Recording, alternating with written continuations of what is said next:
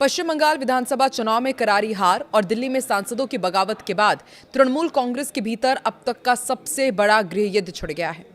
दीदी के सबसे भरोसेमंद कल्याण बनर्जी ने भी अब भतीजे अभिषेक बनर्जी को लेकर बड़ी चेतावनी दे डाली है।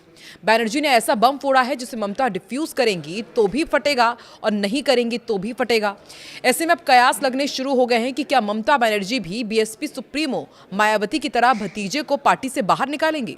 नमस्कार, मैं हूं आकांक्षा और आप देख रहे हैं न्यूज 18 का डिजिटल प्लेटफॉर्म। पश्चिम बंगाल विधानसभा चुनाव के नतीजों के बाद टीएमसी में बवाल मचा हुआ है।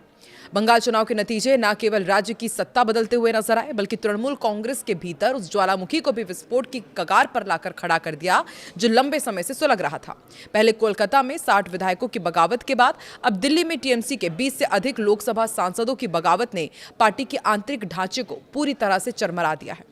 इस संकट के बीच ममता बनर्जी के सबसे पुराने वफादार मुखर सहयोगी कल्याण बनर्जी ने भी अब सीधे तौर पर ममता बनर्जी को चेतावनी दे दी है, जिसने टीएमसी के भीतर बुआ बनाम भतीजे की जंग को आधिकारिक मोड़ दे दिया है।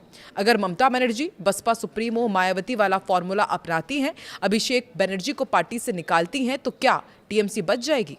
अभिषेक बनर्जी को लेकर दीदी का रुख और कल्याण बनर्जी का भविष्य तय होगा।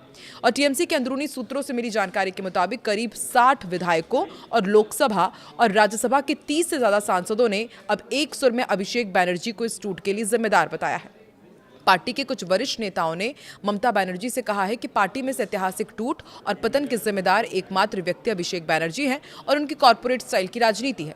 इस अप्रत्याशित बगावत ने देश के सियासी हलकों में एक बड़ा यक्ष प्रश्न खड़ा कर दिया है कि क्या ममता बनर्जी अपनी बनाई हुई पार्टी को वजूद के बचाने के लिए वही कड़ा और बड़ा कदम उठाएंगी जो कभी बसपा सुप्रीमो मायावती ने अपने भतीजे आकाश आनंद के खिलाफ उठाया था।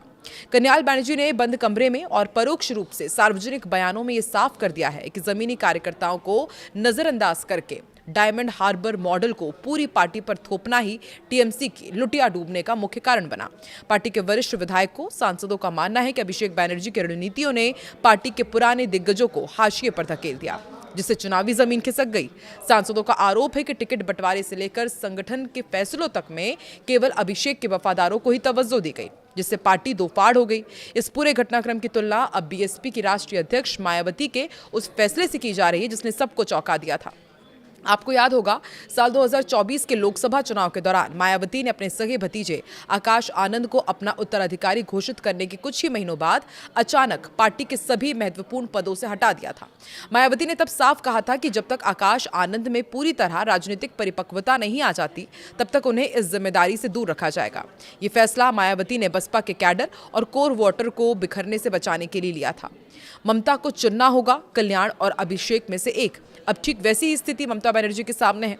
टीएमसी का पुराना कैडर और कल्याण बनर्जी जैसे कद्दावर नेता केवल ममता बनर्जी के चेहरे और उनकी संघर्षशील राजनीति से जुड़े हैं। वो अभिषेक बनर्जी के नेतृत्व को स्वीकार करने के मूड में बिल्कुल नजर नहीं आ रहे हैं। ममता बनर्जी के सामने यही सबसे बड़ा धर्म संकट है। एक्सपर्ट्स के अनुसार ममता बनर्जी इस समय अपने राजनीतिक जीवन के सबसे कठिन दौर से गुजर रही हैं। उनके सामने दो ही रास्ते हैं। पहला ये कि मायावती मॉडल के तहत कड़ा फैसला ले, ममता बनर्जी वरिष्ठ नेताओं की भावना का सम्मान करते हुए अभिषेक बनर्जी को कुछ समय के लिए संगठन के मुख्य पदों से हटा दे, या फिर बैक सीट पर भेज दे ताकि पार्टी को पूरी तरह बिखरने से रोका जा सके। ऐसे में जमीनी हकीकत यह है कि बंगाल की राजनीति में अब आधा अधूरा फैसला काम नहीं आने वाला है।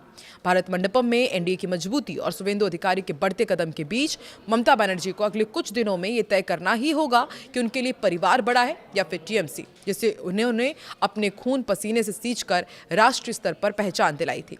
आपको क्या लगता है कि क्या ममता बनर्जी मायावती की तरह आने वाले दिनों में कोई कड़ा और बड़ा कदम उठाएंगे और क्या अभिषेक बनर्जी को टीएमसी के संगठन के मुख्य पदों से हटाया जाएगा या फिर टीएमसी ही कांग्रेस में विलय हो जाएगी और पश्चिम बंगाल की राजनीति में कुछ नया खेला देखने को मिलेगा? कमेंट सेक्शन पर अपनी प्रतिक्रिया जरूर दें।